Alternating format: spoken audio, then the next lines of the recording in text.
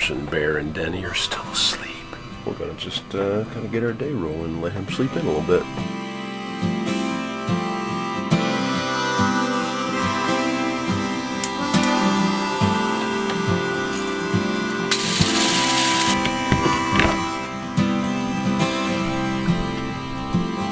You're awake. You must have slept pretty good.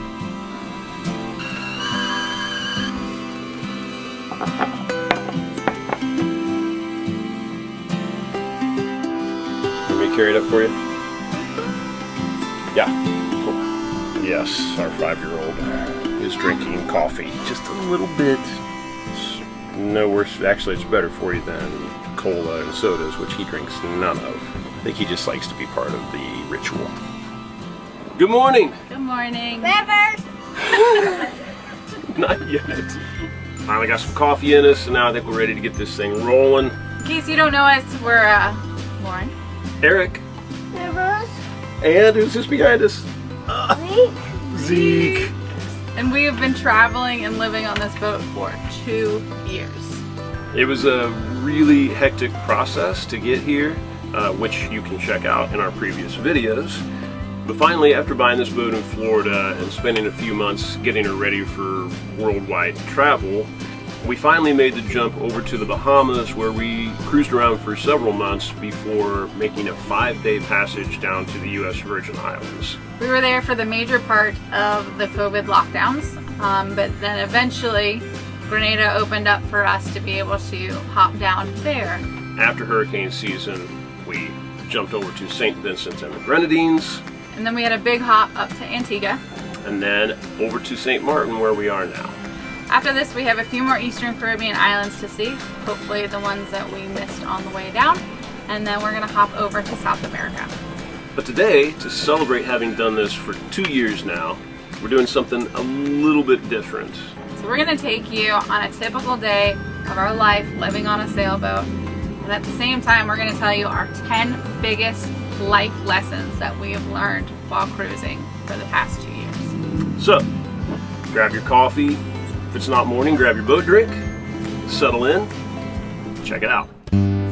Ever wish you could escape normal life and experience more of the world? So meet me on that island. Well, we did just that. We sold everything we owned on dry land and sailed away.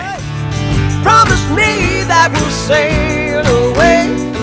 Now we are roaming the planet in search of new adventures and sharing it with you every week. Just promise me that we'll sail away. So hit subscribe and escape normal with us. And I'll be yours forevermore. Come on, it's just that little button down there. That's it.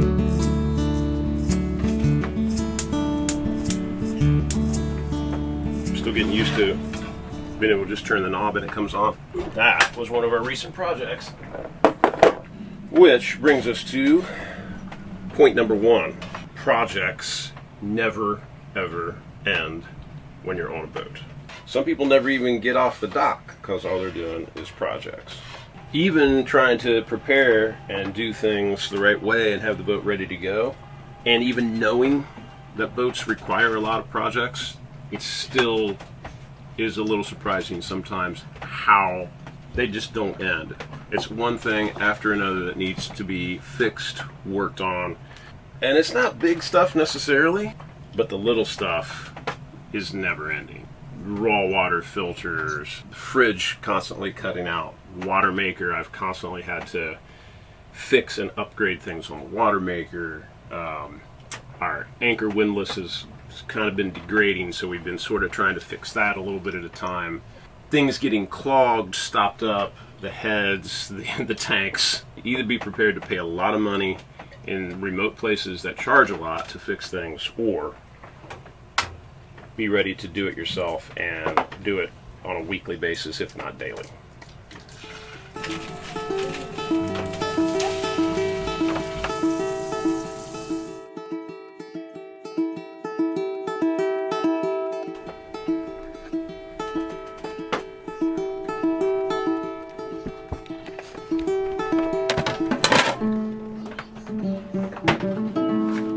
Number 2, everything is physically exhausting. We are tired a lot. It's mostly just because we're constantly doing something. Constantly have to do the dishes. We're doing them by hand. We do our laundry by hand. The boat is rocking all the time, so you're just kind of always slightly off balance. If you're trying to work out, it's at least 2 times harder.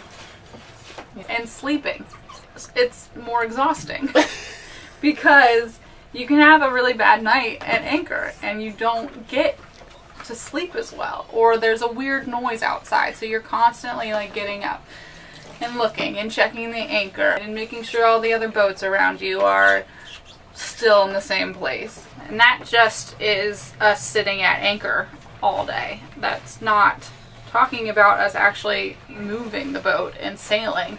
We have to do night watches. We have to be constantly adjusting the sails or making sail changes if we're going through a squall, and you're constantly tensed. You're constantly ready when you're sailing, and after you get somewhere you like have 2 days where you have to come back down and regroup and get your energy back up.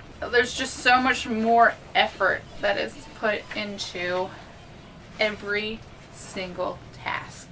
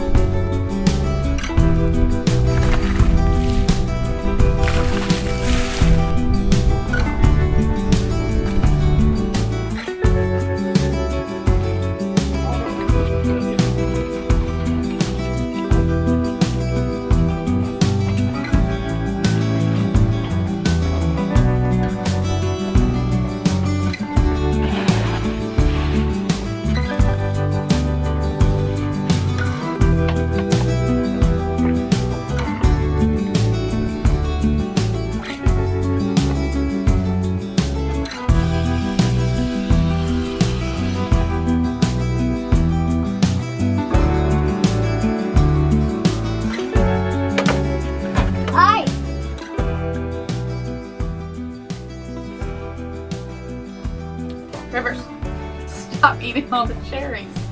They're so good. Yeah, that's all. I honest to God really, really hope you become a chef, because I just want somebody to cook for me and Mommy all the time. When I'm a little bigger, I can think I can bake. But when I grow up, I want to be a police officer. Yeah, okay.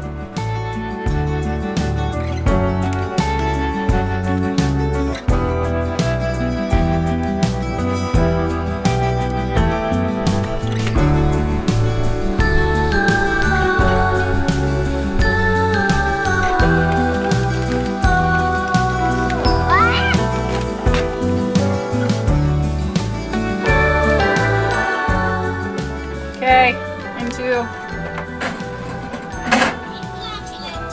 fancy. Oh yeah, baby. That looks good. Wow!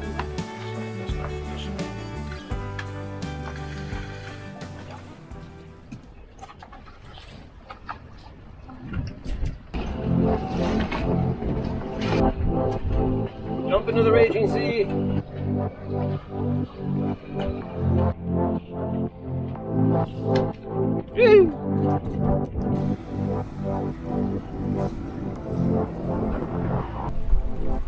Virtually any kind of sailboat will do for liveaboard cruising and sailing around the world. These boats I've shown you, this is just a smattering of boats right here in the same anchorage that we're in.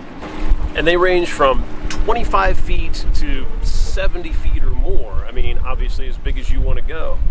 But they are every make and model you can imagine. They're Hunters, they're Beneteaus, Genots, they are Hallberg Rossies.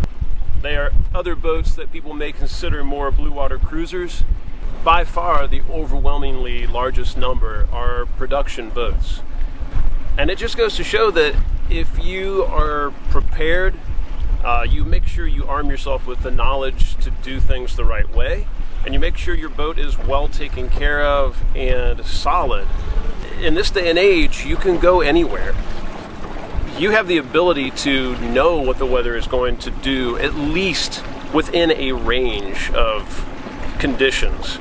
And that range can easily be manageable by any boat out here, and obviously it is. These are boats from all over the world that have sailed here across the Atlantic, or from the States, or from South America. We felt that was the case, but having been out here now, we are even more confident of the fact that people come out here and do this in a wide range of boats. You don't have to spend $500,000 or $1.5 million on a boat to be able to do this.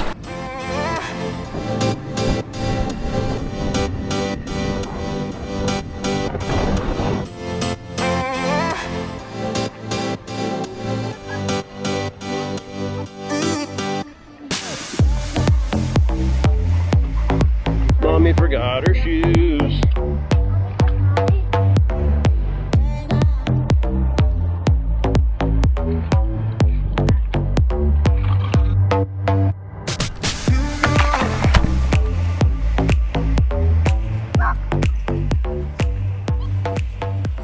The next lesson is health issues can make things complicated. Obviously right now we are in 2021. There's COVID, also just your normal health issues. Like Eric needs pills that are kind of hard to get in certain places. There's been broken bones, not by us thankfully, but broken bones on boats in small islands where they had to get flown back to the US or to wherever they were from. For us it would be the US, and we don't have insurance anymore. US insurance doesn't work in any of these islands. Anyway, so if we did happen to have some kind of medical emergency and we were on one of the smaller islands, we don't really have a plan for that. Number 5, shopping requires flexibility.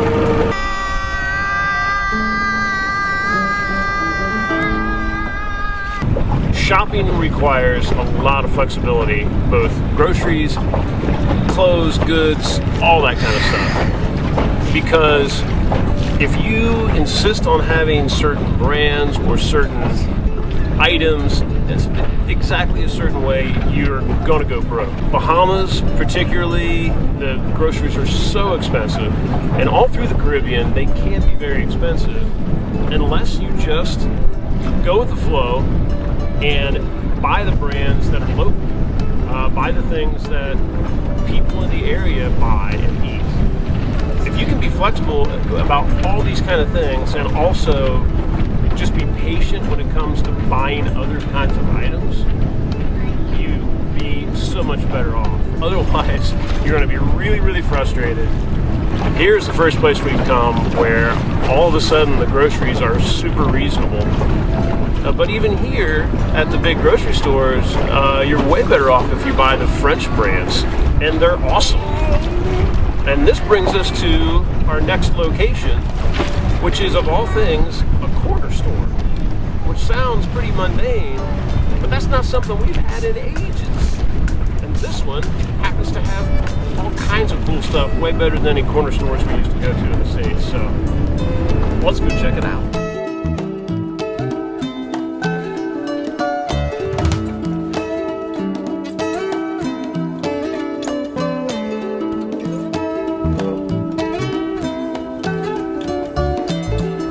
Penrisa.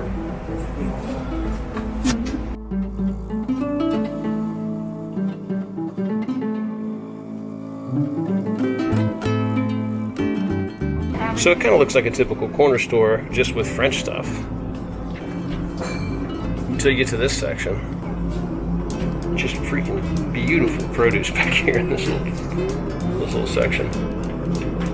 Ananas. Ravioli pour bouffe, and of course, French wine. With the $2.95 or the $3.45? That's right, folks. €2.95. What's that? $1.85. $1.85. So what are we here for? Something for dinner tonight. Any idea what that might be?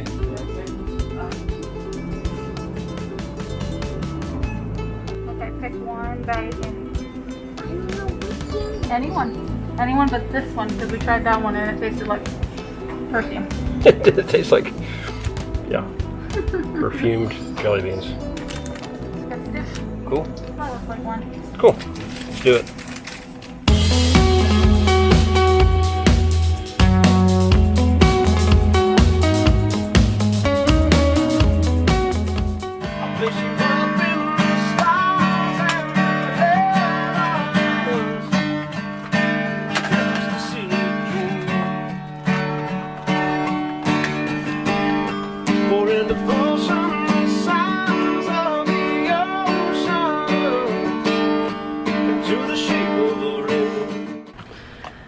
You ready for a drink? We've earned it today. Yeah.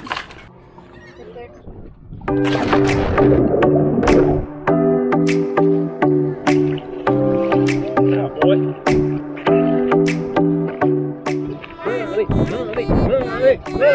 Money.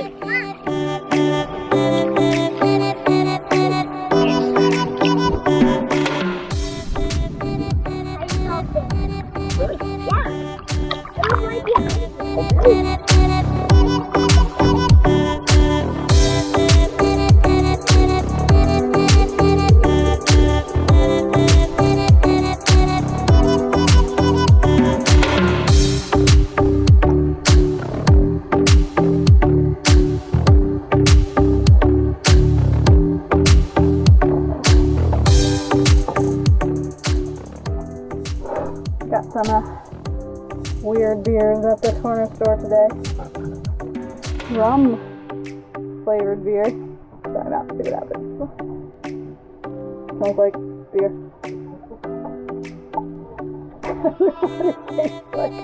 Doesn't really taste like beer. Doesn't really taste like rum.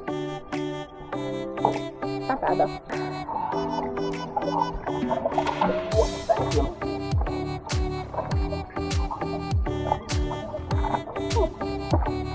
It's not bad. It's half fruity. Yeah. I can taste the rum, but it's like a fruity rum taste. It's not like an alcohol. You know what I mean? Right. I'm gonna taste a little seawater.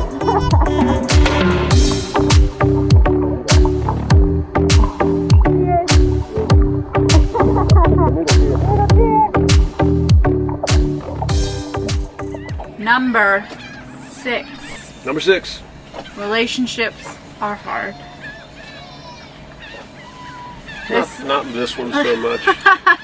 It seems kind of self-explanatory when you hear, oh yeah, you're gonna go travel on a sailboat and you're gonna leave all of your friends behind and you're gonna, you know, go off in the world and be on your own and be alone. But like, you just expect to be able to get back more than we have been able to, and to see the friends and family and to still be able to make those connections. And on the other side, it's really easy to make friends out here, but it sucks almost even more because you know it's a very short-term friendship. A lot of people, this is a short-term plan. We have a sabbatical, we have 2 years, we have 4 years, we have a time limit on it, so they are trying to go faster than we are. We don't have any plans, which I think makes it hard for people to be friends with us too. I mean, the reverse, because we are so much more lax and so much more like, no, we're gonna stay here for a little bit, you guys go on, we'll see you later. And they're going because they've got somewhere else to be, they've got somewhere to see, because they only have this amount of time to see everything. Eventually you're gonna part ways. Somebody's gonna sell the boat, somebody's gonna go back home, somebody's gonna go to South America while the other person goes to Europe. Like, it's just because of the nature of boating and because of how you're constantly moving, you're not ever in the same place with anybody. We've just got each other. Lucky girl. Forever.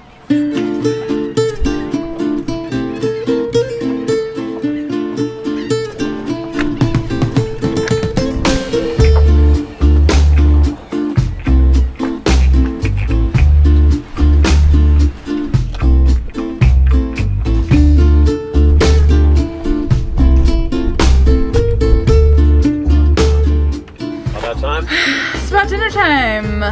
Got a pretty chill dinner tonight. Burgers on the grill, baked beans, and salad. All from the corner store except the baked beans. We got those down below. That is what a French hamburger looks like. Why? Like, why is it that shape?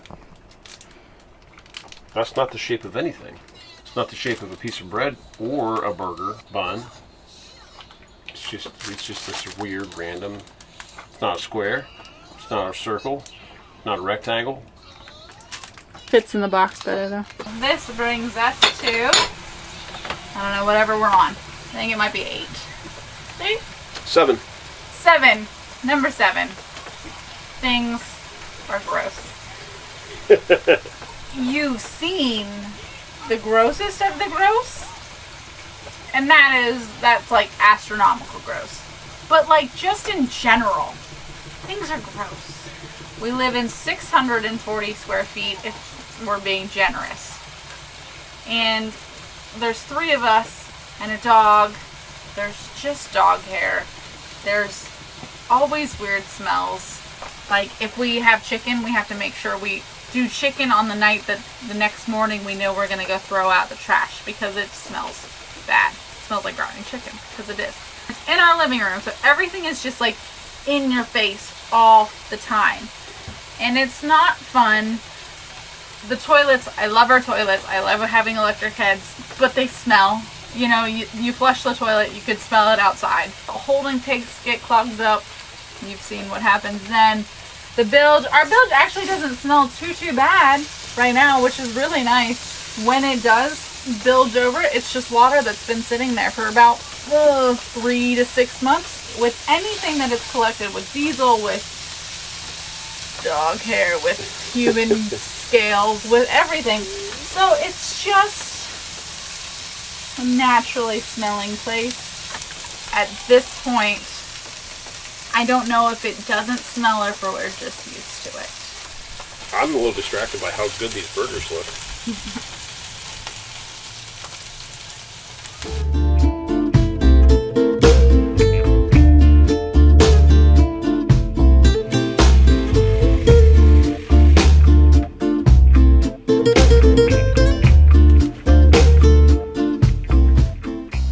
Show me that Good night. man of old. Grudgingly, he permitted me to. This is a new one.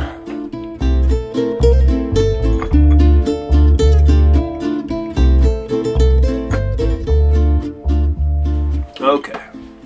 This brings us to number 8 on our list of things we've learned while cruising for 2 years on this boat. Both kids and dogs are very adaptable. This is not just about Rivers, but we've seen this in a lot of our friends' kids, his friends. And it was something we really hoped before coming out here. Rivers was pretty young when we started. He was 3.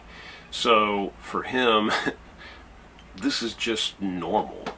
We've seen a lot of our friends' kids who are older than him, 8, 9, 10 years old, and many of them went to school for quite a few years before doing this life. They're so well adjusted, and they adapt to this lifestyle so easily, far better than adults do. And they're so quick to make friends, and they seem to really appreciate the time they have with their friends. He's learning so much out here in this life, and we get to see it all. We don't have to miss any of it. For us, that's a huge reward. For the kids out here, I think it is too. They get to learn, and not just from their parents, but with their parents, so many things. And I just think it's so valuable. All right, I think Lauren's probably just about done reading the Goodnight Story. We're reading him Tolkien, which we realized after starting The Hobbit was definitely too old for him. It knocks him out cold in like 2 pages. So, cheers to that.